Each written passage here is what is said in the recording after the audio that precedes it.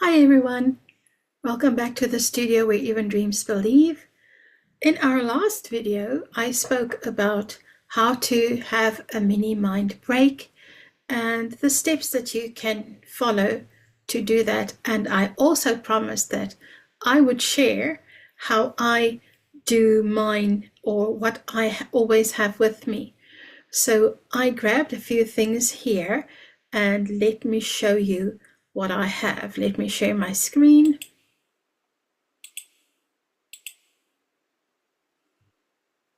I hope you're all been well. Okay, so what I have in front of me is this little book.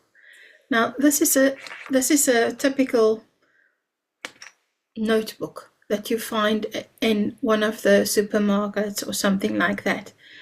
I have got a collection of my old watercolor pencils that are a little bit short, so usually I keep mine in a cup. So these are too short, so I never reach for these, so they get left behind in the bottom. So I thought that I would use them. Okay, I just got them stuck on here with a elastic band just to keep everything together. Now here you can see that it is just a plain little book, pardon me, that I got from the supermarket. It has got the normal lines in it. Okay, and I have just basically taken one page, done the lines with the color swatching that I had, made a few extra colors with these colors and glued it on the top just to have it look nicer than just a normal booklet. Okay, a normal notebook from the supermarket. So what I have got inside when I open, it has got the mini mind break, and I've just glued an orange there that I drew on an occasion. So there are different styles of what I would draw when I have a mini mind break. So it depends on the moment, depends on what is happening. Am I feeling happy? What my mood is? Has something happened that upset me or something like that? Or am I excited to celebrate or feeling relaxed? So then it will be a different picture or a different doodle. So this is just a doodle of the coast. I think I need a vacation. Okay. I really love drawing and painting these cats. So I have got a range that's called Catnip Angels, and I really like making these little nonsense cats doing all the strange things. This specific one here I also have done on pottery plates and big serving plates, and it's called Grandma's House, because in Grandma's house you're always welcome. Okay, so this is what this one is called. If we look at this one here, now here you can see it was just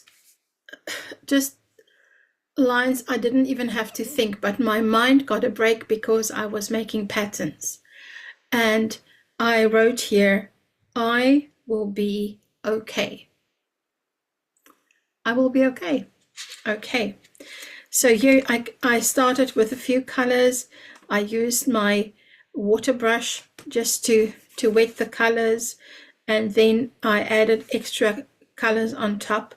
Just normal random squiggles and things. Does not really have to have a pattern. Okay. Now here I was working on this one for more than one break because this one is rather intense. What my aim was here with these doodles is to celebrate the negative spaces. So all the negative spaces I have decorated, and it leaves me then with just a few of these spaces that are clear. So now this can still be worked on. This can go very far. It can get color. It can get more patterns within the patterns. It is just absolutely fabulous. And this one, I've just used a normal big fine office pen. I'll just use that one. Okay. And it doesn't smear. Sometimes they do. Sometimes they do. Should not say that, because sometimes the ink will smear if you get a blob of ink. Okay, this one here is totally different again. So you don't have to pressurize yourself to have the exact same thing every day and it's so intense. Here I thought of little postage stamps, something that we don't see very often anymore. And I just made 3 and I started coloring some of them.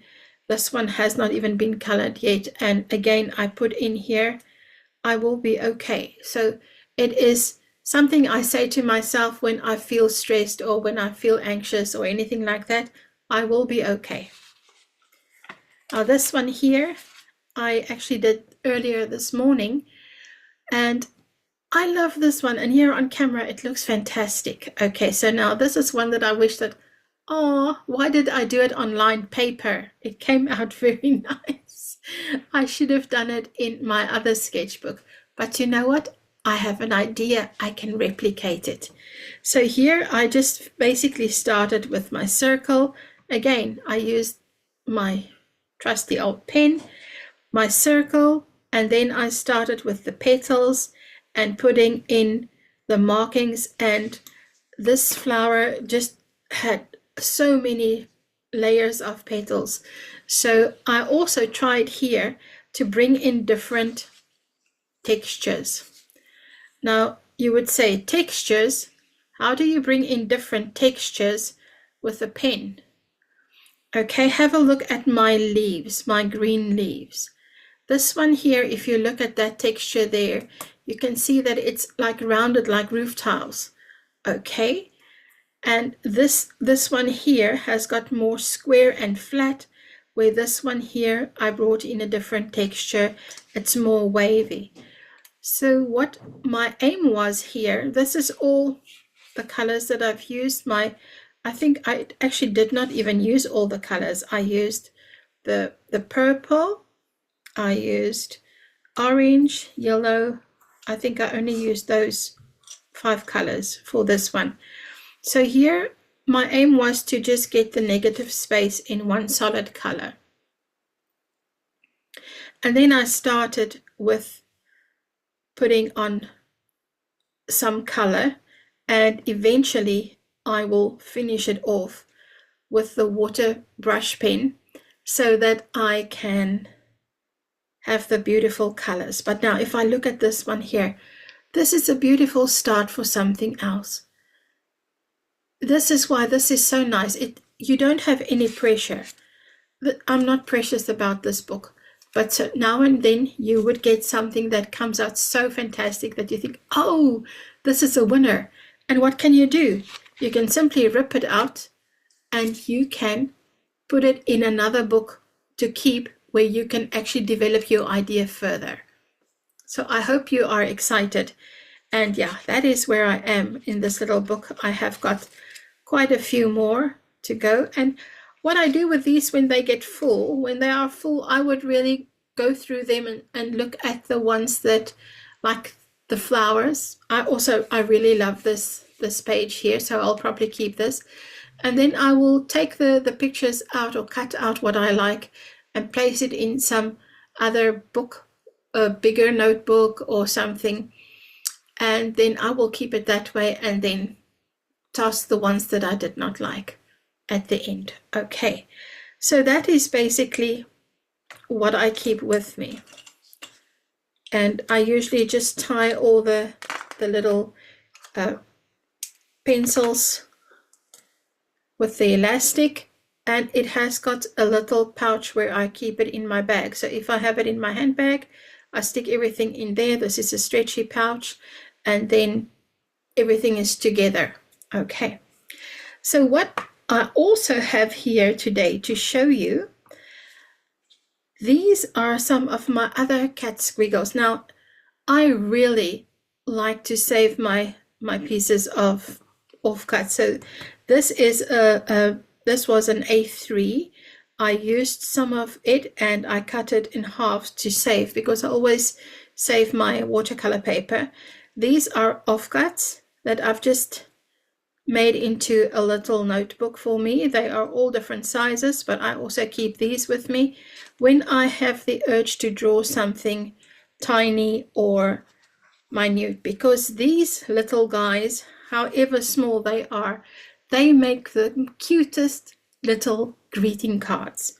Okay, so if I put them here, you can see there's a cat, there's the cat and the flower and the fly,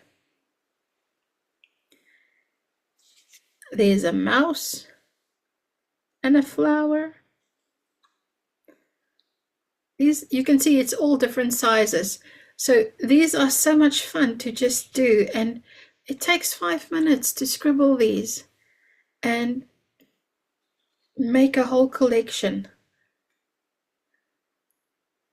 This cat here, unfortunately, sadly, she's passed. Her name was Zoe. She was a very, very not friendly. I'm looking for a word that is appropriate. She was not a cat that you picked up, but she was my friend's cat, and she was so sweet. And eventually she opened up more and warmed up to people, but she would lie in front of you, open up the tummy to scratch, and when you scratch, she would take your hand off. So yes, Zoe. So this was Zoe, okay? You can see here, I also love to do these funny trees with the curly twigs. Here, more of these. I have got so many of these, and I think I will make them into cards. And there, at last, she catches the fly that's irritating her so badly. There's Zoe on the side. And I think this was Luki. This is another cat. Okay. So you can see, you can have hearts, you can have flowers, you can have anything. You can draw anything that you want, if it's a pattern or if it is just lines. Or if you want to just write words, if you start writing words in the center of your page, and you start and you make a spiral, and you spiral your words bigger and bigger and bigger and bigger, you have to keep turning your page so that you can write what is on your mind or in your heart. And then you can just put color with it. It makes such a difference in your day. Okay, so this is then part of my mini mind breaks. All right. So now I hope that you enjoyed this, and let me stop share here. What I was thinking, a challenge for me for next time. Because I've been teaching art for so long, there are canvases that belong to other people that they left here over the years, or stuff that I started with and never completed, or my daughter. So this is one of those paintings that my daughter started probably 10 years ago or something. And she started this in oil. So this is oil paint. And I was thinking, I think I need to try and finish it. So what do you think? Do you think I would be able to finish this? I don't even know if she can remember what she wanted to paint or what the atmosphere or anything was, but I will have to take it and make it my own. Okay, so this would be then in our next video. And thank you for hanging out. Thank you for having a look at my mini mind break and looking through my little pictures. And I will see you soon. Bye.